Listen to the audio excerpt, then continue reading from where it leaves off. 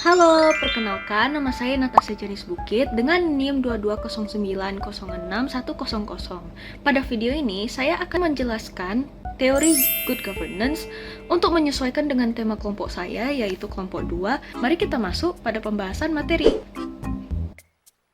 Good governance, terutama dalam konteks desa, merupakan semacam arahan dalam apa yang membuat suatu pemerintahan desa itu baik dan efektif. Lebih spesifiknya, dalam tata kelola pemerintah desa, good governance menjadi semacam pedoman. Adapun beberapa prinsip dari good governance, yaitu partisipasi masyarakat, transparansi, akuntabilitas, efisiensi dan efektivitas, supremasi hukum, dan responsivitas. Tapi sebelum memasuki penjelasan masing-masing prinsip, kenapa ya kita harus mengetahui apa itu good governance? Teori good governance ini dapat digunakan dalam beberapa situasi.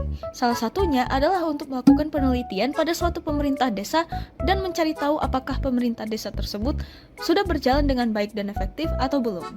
Dengan mengetahui ini, kita dapat mengerti apa saja yang masih perlu dikembangkan oleh desa tersebut untuk melaksanakan suatu pemerintahan yang efektif. Sekarang, mari kita masuk ke pembahasan definisi masing-masing prinsip good governance. Prinsip pertama yang akan saya bahas dari teori good governance adalah partisipasi masyarakat.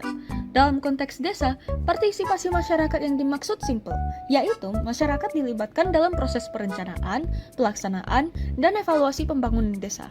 Contoh sederhananya adalah musyawarah desa. Selanjutnya, ada prinsip transparansi. Transparansi yang dimaksud di sini adalah seperti maksudnya yang dasar, yaitu keterbukaan. Keterbukaan apa yang dimaksud? Tentunya dalam konteks pemerintahan desa, keterbukaan yang dimaksud adalah keterbukaan informasi pada masyarakat. Keterbukaan informasi ini dapat mencakup tentang beberapa hal, seperti tentang kebijakan, anggaran, dan hasil pembangunan. Lanjut dari prinsip good governance yang akan saya bahas, yaitu prinsip akuntabilitas. Prinsip akuntabilitas yang dimaksud adalah tanggung jawab yang dipegang oleh pemerintah desa kepada masyarakat dan pemerintah yang lebih tinggi atas segala keputusan yang diambil. Misalnya, keharusan diadakan evaluasi kinerja perangkat desa. Selanjutnya dari prinsip good governance, yaitu prinsip efisiensi. Pemerintah desa harus memanfaatkan sumber daya, baik anggaran, tenaga kerja, maupun waktu, semua dikelola secara cermat dan tepat sasaran. Pemerintah desa memiliki tanggung jawab besar. Bagaimana memastikan setiap program pembangunan dirancang strategis. Prinsip penting lainnya adalah supremasi hukum atau rule of law. Dalam tata kelola desa, setiap kebijakan dan keputusan harus berlandaskan peraturan yang berlaku, seperti pada Undang-Undang Nomor 6 Tahun 2014 tentang desa. Prinsip ini memastikan bahwa pemerintahan desa berjalan sesuai hukum yang adil dan bebas dari diskriminasi. Terakhir, yaitu ada prinsip responsivitas dari good governance, yaitu kemampuan pemerintah desa untuk cepat tanggap terhadap kebutuhan, keluhan, dan aspirasi masyarakat. Hal ini dapat dilihat dari seberapa cepat layanan publik yang diberikan di tingkat desa, seperti pengurusan administrasi, kependudukan, hingga penyelesaian berbagai konflik yang muncul di masyarakat. Kelompok saya pada mata kuliah ini mengangkat desa Trupuk Sagala di Kecamatan Harian, Kabupaten Samosir, Provinsi Sumatera Utara sebagai studi kasus.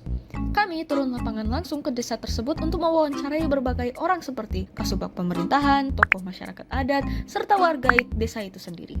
Kami pada desa ini hanya berfokus pada 3 prinsip saja, yaitu prinsip partisipasi, transparansi, dan akuntabilitas. Dari hasil wawancara tersebut, kami dapat menarik analisis bahwa Desa Trupuk Sagala telah menunjukkan usaha keras untuk menerapkan prinsip-prinsip good governance. Nah, memang apa saja yang telah mereka lakukan? Ya, misalnya ada program rumah belajar bahasa Inggris untuk anak-anak yang dirancang bukan hanya oleh pemerintah desa, tetapi juga oleh masyarakatnya sendiri. Pengelolaan anggaran desa telah dijalankan dengan terbuka. Namun, dalam konteks akuntabilitas, beberapa tokoh masyarakat merasa pemerintah desa perlu lebih teliti dalam mengelola dokumen dan surat penting. Nah, dari studi kasus yang saya bawa sebelumnya, dapat dimengertikan bagaimana teori good governance dapat membantu kita memahami situasi pada suatu pemerintahan. Kita dapat melakukan analisis mendalam pada pemerintahan desa tersebut dan mengetahui apa prinsip-prinsip yang telah mereka jalankan serta tidak jalankan. Sekian dari saya, terima kasih.